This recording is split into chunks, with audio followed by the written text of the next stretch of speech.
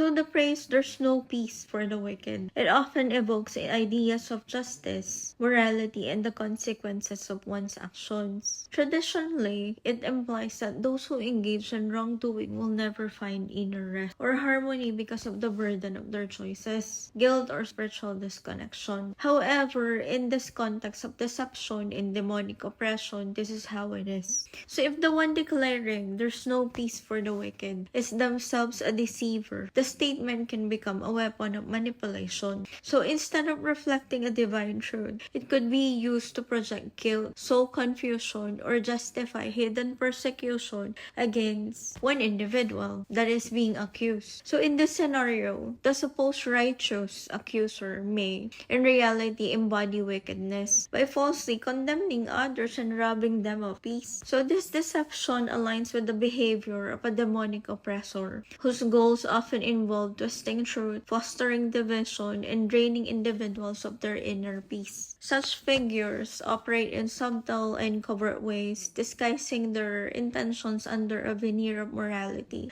or authority while carrying out harmful acts. So the essence of true peace is not merely the absence of external conflict, but an internal state of harmony, rooted in truth, love, and justice. If peace is stolen through lies or hidden persecution, the thief is indeed acting in alignment with wickedness, regardless of their outward appearance. The real wickedness in this scenario is not the victim of the accusation, but the oppressor who uses deception to dominate and harm others. So in essence, when evaluating such situations, one must discern beyond words and appearances, actions and their fruits, whether they bring peace or discord, healing or harm, or whether they are the true markers of righteousness or wickedness.